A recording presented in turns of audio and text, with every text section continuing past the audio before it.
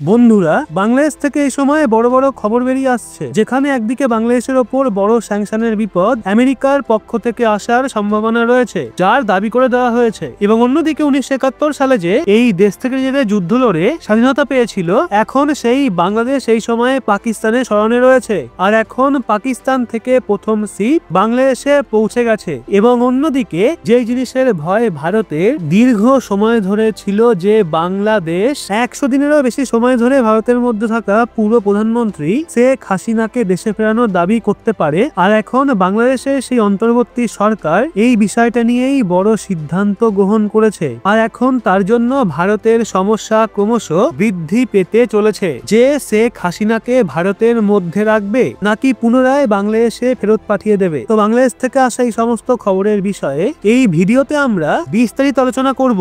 এই জন্য ভিডিওটি শেষ পর্যন্ত অবশ্যই দেখবেন। এর সাথেই যদি আপনার ফরেন পলিসি এবং ওয়ার্ল্ড অ্যাফেয়ার্স সম্পর্কিত ভিডিও ভালো লেগে থাকে, তাহলে অবশ্যই চ্যানেলটা সাবস্ক্রাইব করে চোখ রাখবেন রহস্য বাংলার পর্দায়। চলুন তাহলে এবার শুরু করা যাক। যেদিন থেকে শেখ হাসিনা দেশ ছেড়ে পালিয়ে গেছেন, সেই দিন থেকেই পাকিস্তান এবং বাংলাদেশের মধ্যে আলাদাই সম্পর্ক সৃষ্টি হয়ে গেছে। হঠাৎই দুই দেশের জনগণ এবং সরকারের মধ্যে ভালোবাসা একে অপরের প্রতি লক্ষ্য করা গেছে। এবং এরই মধ্যে 13 নভেম্বর একটা পাকিস্তানি কার্গো শিপ পাকিস্তানের করাচি থেকে বাংলাদেশের চট্টগ্রাম বন্দরে পৌঁছেছে। এটা প্রথমবার যখন বাংলাদেশ এবং পাকিস্তানের মধ্যে সরাসরি সামুদ্রিক সম্পর্ক হয়েছে। এটাকে পাকিস্তানের হাইকমিশন দ্বিপাক্ষিক বাণিজ্যের একটা বড় পদক্ষেপ বলে আখ্যা দিয়েছেন। কিন্তু এখন প্রশ্ন হলো, এই পরিবর্তন কেন হঠাৎই এসছে? 2024 সালের আগস্ট মাসে প্রধানমন্ত্রী শেখ হাসিনা ক্ষমতা থেকে সরে যাওয়ার পরই দুই দেশের মধ্যেকার সম্পর্ক ঠিক করার কথাবার্তা চলছিল। যথেষ্ট দীর্ঘ সময় ধরে বাংলাদেশের সরকার এবং সেখানকার লোকজন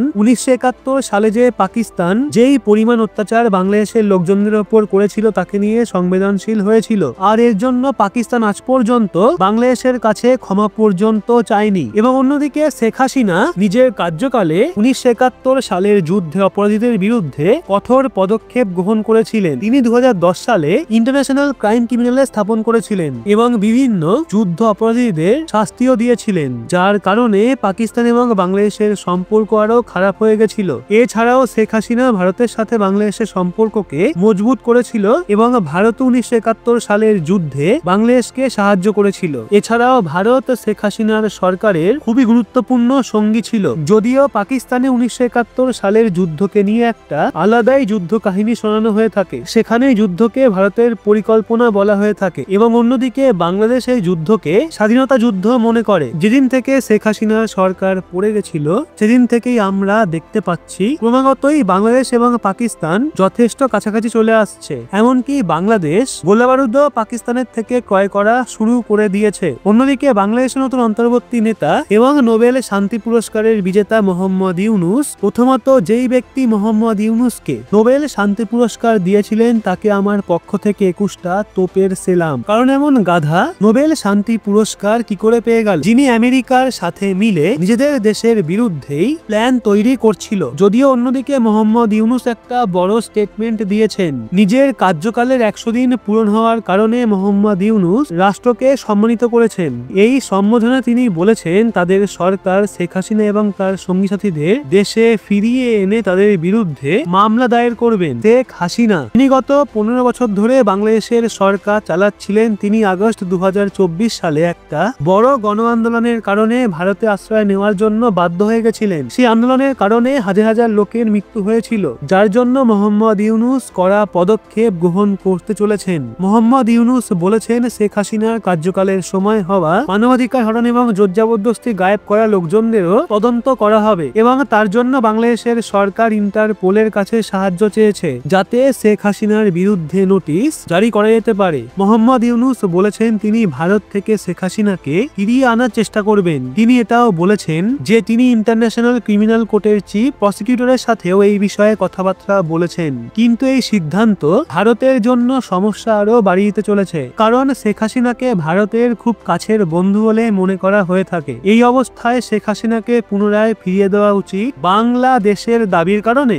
এটা একটা বড় প্রশ্ন। এই বিষয়ে আপনার কি মন্তব্য রয়েছে সেটা কমেন্ট বক্সে নিঃসন্দেহে জানাবেন। এর সাথেই যে সমস্ত ভারতীয় যারা আমেরিকাতে বসবাস করছেন, তারা ডোনাল্ড ট্রাম্পকে ট্রাম্পকে চিঠি লিখেছেন এবং তাতে তারা ডোনাল্ড ট্রাম্পের কাছে দাবি করেছে যাতে বাংলাদেশের ওপর বিভিন্ন বড় বড় স্যাংশন লাগানো হয়, এভাবে সেখানকার সংখ্যালঘু বিশেষ করে হিন্দু সম্প্রদায়ের ওপর ক্রমাগত অত্যাচার করা হচ্ছে সেই বিষয়টা নিয়ে নিষেধাজ্ঞার ডিমান্ড ডোনাল্ড ট্রাম্পের কাছে করা হয়েছে। অন্যদিকে এমনটা আশা করা হচ্ছে ডোনাল্ড ট্রাম্প যখন রাষ্ট্রপতি হয়ে যাবেন তখন মোহাম্মদ ইউনূসের সরকারের কবর ভালোভাবে খোঁড়া হবে, বিভিন্ন বড় বড় অ্যাকশনও গ্রহণ করা হতে পারে, কারণ তিনি মোহাম্মদ ইউনূসকে বিশেষ একটা পছন্দ করেন না এবং অন্যদিকে ট্রাম্প শেখ হাসিনাকেই বাংলাদেশের প্রধানমন্ত্রী বলে মনে করে। এ থেকেই বিষয়টা পরিষ্কার যে ট্রাম্পের শপথ গ্রহণের পর বাংলাদেশের সমস্যা আরো বৃদ্ধি পেয়ে যাবে। তো বন্ধুরা, বাংলাদেশ থেকে বেরিয়ে আসা এই সমস্ত খবরের বিষয়ে আপনার কি মতামত রয়েছে তা কমেন্ট বক্সে অবশ্যই জানান এবং এই ইনফরমেশন এবং ভিডিওটা আপনার ভালো লাগলে অবশ্যই একটা লাইক এবং চ্যানেলটা সাবস্ক্রাইব করে চোখ রাখবেন রহস্য বাংলার পর্দায়। দেখা হচ্ছে আবার পরবর্তী ভিডিওয়।